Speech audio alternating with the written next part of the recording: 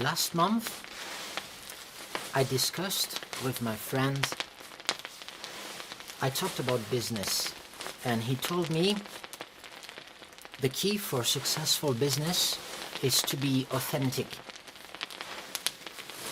And I took this observation somehow as when your life is not working out and people just tell you, just be yourself. You know, it's a kind of lame advice that's not really helpful. But still, it got me thinking about what's the nature of authenticity. And this past couple of days, while making tea, I kept that question in my mind. And so, here is what I think about it. What is the nature of authenticity? Well, when we talk about authentic products, there is a sense of perfection. Like, there's only one true authentic dish or one true authentic Jingmai tea. And we get this idea that that's an ideal product, quite connected with the past. It raises nostalgia, the idea of an idealized past. This is an authentic product. And this adjective usually applies to food or traditions, culture, and even people. I wouldn't really apply this term to technology, for example. It would be hard to imagine what an authentic computer is, or what an authentic car would be. Because these products, well, we are framed in having the idea that these products evoke modernity. They only get better with time. Computers nowadays will be objectively better than the ones we had 20 years ago. But it's not the case for food. And in general, we tend to reject modernity in food. And we would prefer authenticity in food. We like our grandmother's food better than we like modern industrial food. And authenticity is especially relevant for tea, a cultural product which is deeply anchored in the past. And yet there is a lot of innovation in tea. So, is it just a matter of framing other products in which we are conditioned to think of them as products of the past, and others which will evolve with time?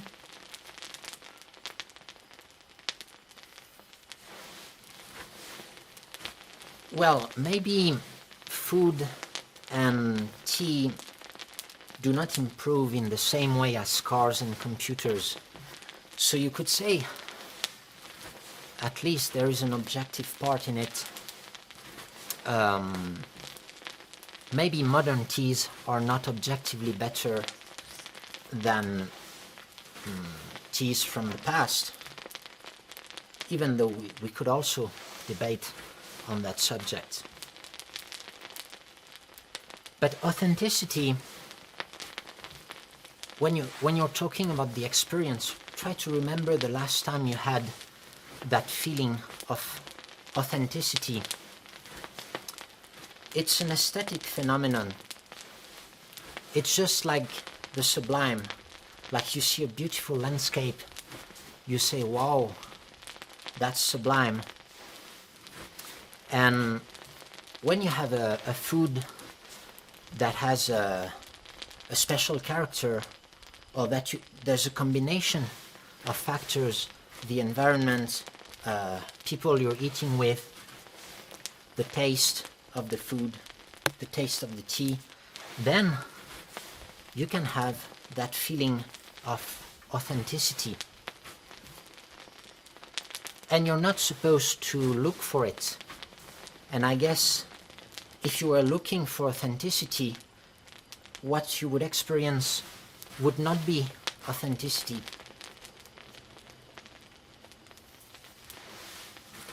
I guess the higher your expectations, the lower the chance of having an authentic experience.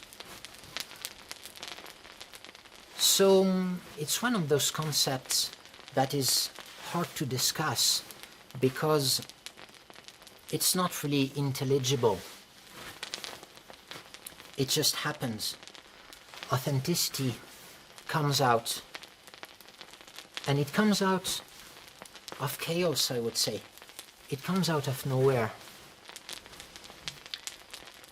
And I have two views on the nature of authenticity, and it relates to broader philosophy. You could see authenticity, the idea that this product is authentic, you could see it as a pure social construct.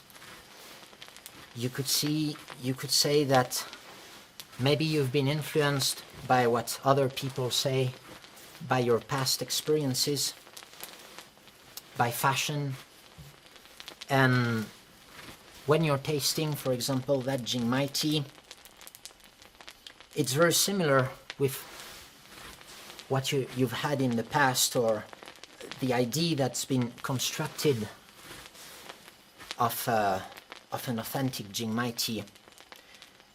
So that would be a pure social construct, and it would mean that, well, authenticity would be a kind of lie. It would be just like a kind of acting. And you would have to somehow believe in this lie.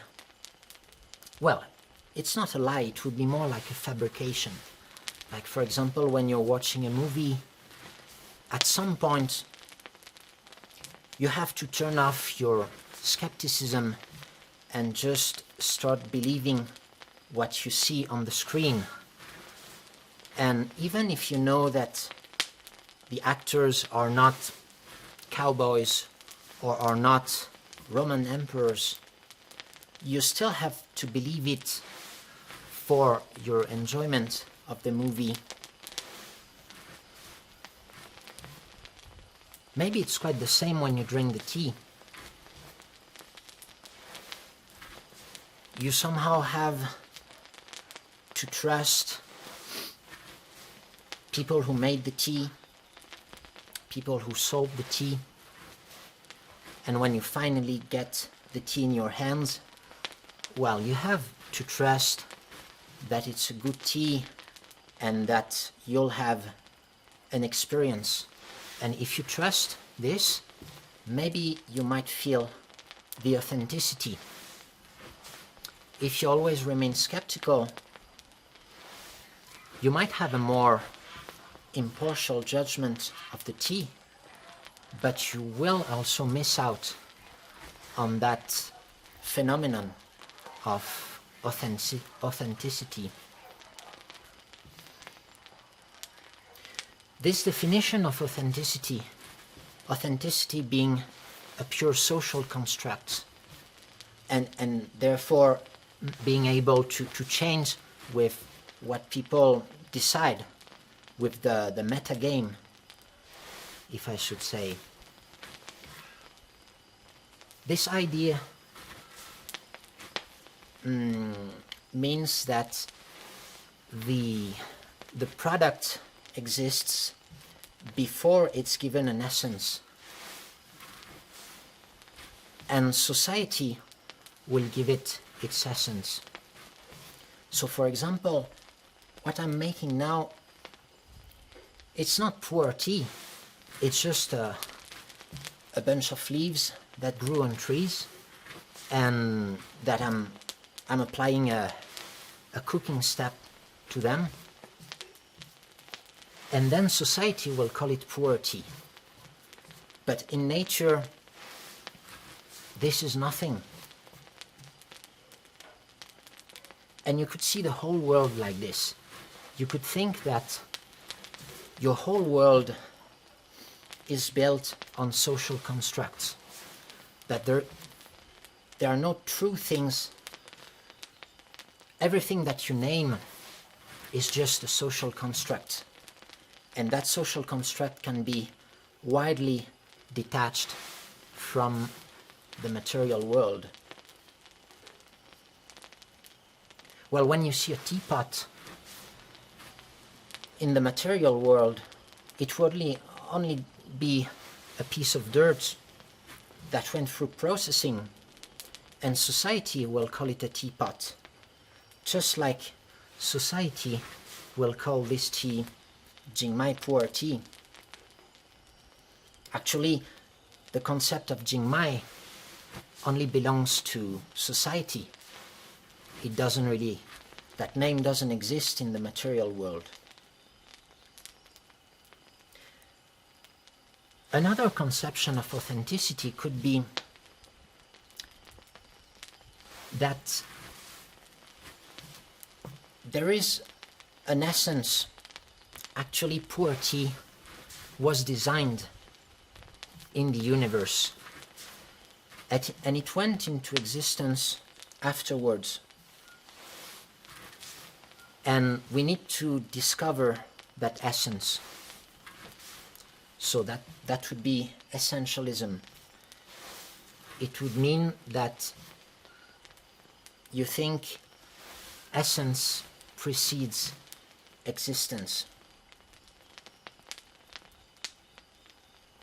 If I go back, for example, to that teapot, well, the potter had this idea of the teapot in his mind. And only afterwards, he shaped it, he processed it. He took that piece of dirt with an idea in his mind of making it a teapot. So in this case, you could say that the essence of the teapot preceded its existence. Now you could think that this idea is very religious. Basically, it would imply that a sort of God created that pu-erh tea, just like he created gravity. And society just discovered the concept, just like they discovered gravity. It existed, it was present in the universe before we called it gravity. Maybe that idea of pu-erh tea was also present. And the authenticity in this case would be to discover what the true nature, what this essence is, and approach this essence. So when I started thinking about it, I thought this concept was a bit bullshit. But one argument made me change my mind. We say that society created pu-erh tea in our first hypothesis. The idea that if we take our first hypothesis that authenticity is purely a social construct. But nobody really decided that pu-erh tea would come into existence. It emanates from the chaos. When the first tea farmers arrived in Jingmai, they didn't expect, they hadn't planned into making the pu-erh tea that I am cooking today and that you will drink tomorrow. They arrived from other lands and they found Chiang Mai, they managed to settle here and start farming the land, and the chaos of history made that they had tea cultivation in their cultural background, they had seeds, they had suitable soil here, and they started planting tea. And at this time, the idea of pu-erh tea didn't exist. Now, what made pu-erh tea is a result of numerous interactions which are chaotic in nature. It's the result of history and of being in Chiang Mai and not in another mountain that is not famous currently, which has a different typicity. And actually, well, at the beginning, I would think that I would go for the first hypothesis, that authenticity is a pure social construct. Now that I'm thinking about the terroir, the idea of terroir, well, the idea of the premises of the terroir is that there is an essence in the soil, there is an essence in the geographical location. This place has a particular soil and a particular climate and a particular history that shaped its current product. And maybe being true to that terroir would be the authenticity. Now, would that mean that we should keep making tea in a traditional way in order for it to be authentic? We tend to have this understanding when talking about authentic food and authentic tea. It's supposed to be made like in the past. And yet I'm not sure I agree with that. Actually, I kind of disagree, because in 100 years, what will be the authentic Chiang Mai tea? It will probably be different. And what I want to say is, often we think of authenticity as something permanent, as if there had always been this product, this idea, this conception, this essence of the product that wouldn't be altered by time.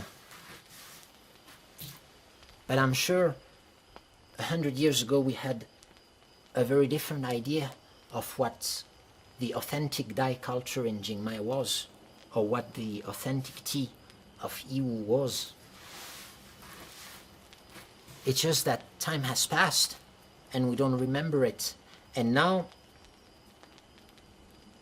we're in this era where we have a certain conception of authenticity. So this is just food for thought, because I think I haven't quite found the solution to this idea yet. So I keep thinking about it, but I'd like to share this with you. Now, if we take another side of authenticity, okay, so people like authentic products, but as a business, how do you deal with authenticity? I feel that the idea of authenticity, there's a paradox here.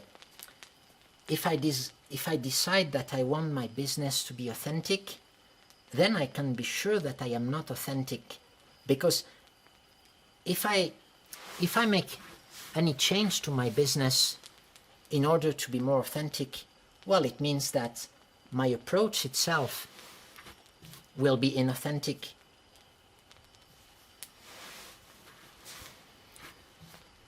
And this is where I come back to this idea of watching a movie. You could say that for a movie to be immersive, the actors have to be hugely inauthentic. They have to be they have to act in a different way than they would act in normal life, following their true nature.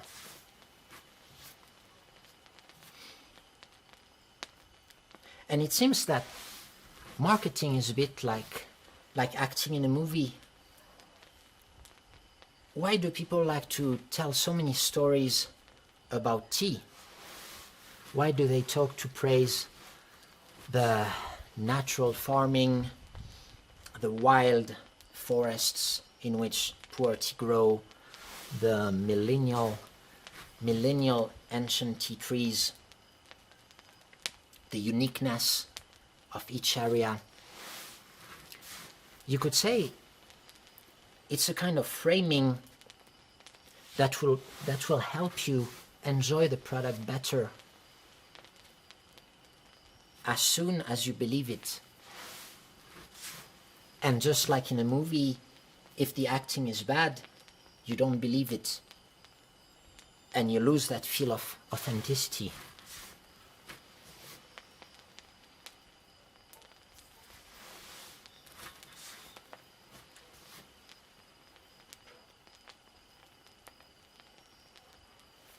But I have a hard time accepting this vision of marketing. And yet it's hard for me to find an alternative way. Every business has to tell a story. Even when they say they don't, they still have to communicate. So the axis I take is just telling the story from the information I collect from the farmers, from my experience as a tea maker, researching the soil, maybe some bits of science and agricultural science behind tea making. And you can see that other businesses might take a more artsy approach, might emphasize on the good taste of the tea, or on the health benefits, or on the enjoyment of the ancient Chinese culture, things like that.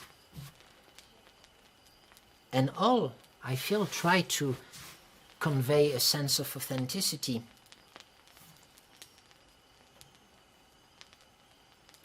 And so we're coming back to this duality in the definition of authenticity. Either it's a pure social construct, and then any kind of message, any kind of attributes of your product is valid as long as the listener believes it. Or you could take the essentialist approach and consider that there is one true essence in this tea, in this concept of pu-erh tea, for example, and that the different businesses are just trying to discover that essence through different paths.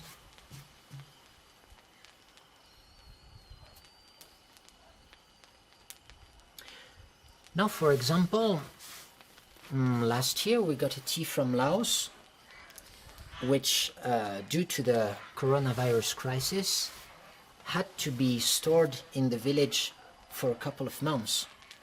And these villages are not very developed.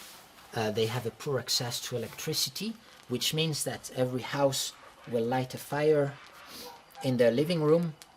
And of course the tea will be impregnated with certain smokiness. Now, would you see this smokiness as a defect of the tea because of a lack of understanding of tea, of proper storage, things like that? Or would you see it as a sign of authenticity? And I like to mention smoky taste because it's often well, it's often a fragrance that evokes authenticity because it evokes the past. And now what's interesting is these farmers from Laos, they didn't give the smoky taste to their tea on purpose.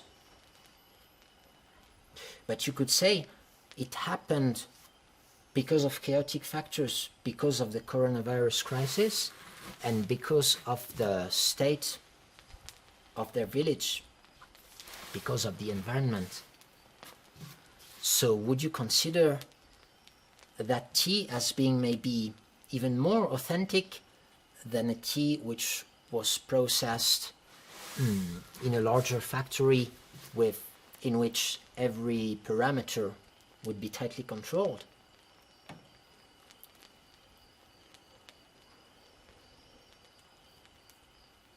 We could talk, to stay on the smokiness, we could talk about the Lapsang Souchong, for example. The Lapsang Souchong, which is a black tea from Fujian, the Zhengshan Xiaozhong, and the legend says, I'm not sure, I don't know if it's true or not, but they say that some tea merchants at the time had a fire in their warehouse, and it gave all their tea stock a strong smoky fragrance, and they wanted to sell it to the British, and they told them, well, I don't know what they told them, maybe they didn't tell anything, or maybe they said it was a special processing, but it turns out the British enjoyed it very much, and it became, that smoky black tea became a very popular product. And when I started drinking tea, I would also enjoy the smoky taste of the Lapsang Souchong, because, well, at that point, I would think that it was an intention from the tea producer, and that they would apply a lot of care in smoking the tea. But in the end, I found out that most of the Lapsang Souchong that you find in the European tea shops are actually not smoked because of chemical requirements in Europe. They are only sprayed with an oil, a smoky oil, that will give the smoky fragrance.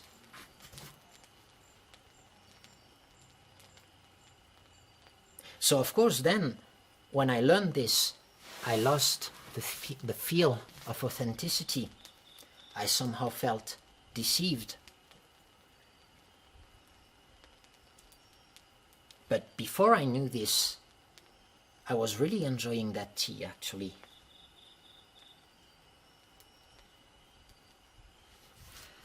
And so it raises the question of what we should do as a business if we want to stay authentic and have authentic products. And so I guess the answer should be that we shouldn't do anything special. But then it comes back to that lame advice of just being yourself. It's not really helpful. Now we could go to the topic of living an authentic life. And at the size of our business currently, we could say that we can keep doing the business while living an authentic life. For example, I don't really plan on which tea I'm going to source or which tea I'm going to sell. I often work by just, if I like a tea, I will buy it. And sometimes if we make tea that we don't like, we also don't sell it.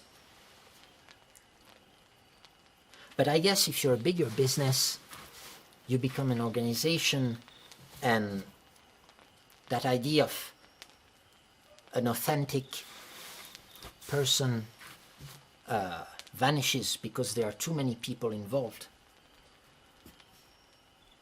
And yet you could say that the most famous and successful companies tend to have that, tend to spread that feel of authenticity. We could call it vision, a vision, like you could say that Apple or Tesla, they have a vision of the future, and you could say that their products feel authentic in some way, even though maybe that authenticity has been engineered by smart people in an office.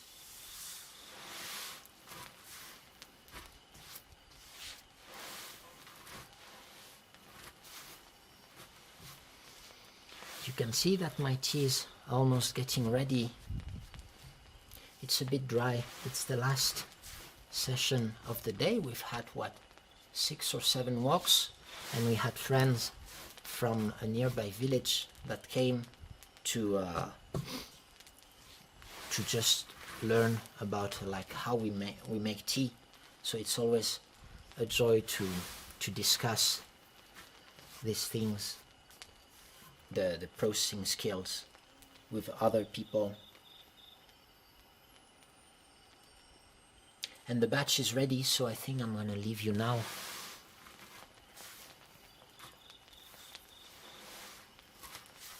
It's been half an hour already. So think about this. What does authenticity mean for you? Maybe you have examples of your last experience of this phenomenon of authenticity. Okay, it's done. I don't want it to get too dry.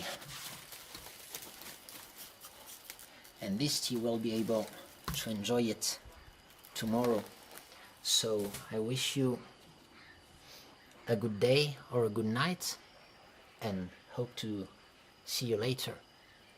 Goodbye.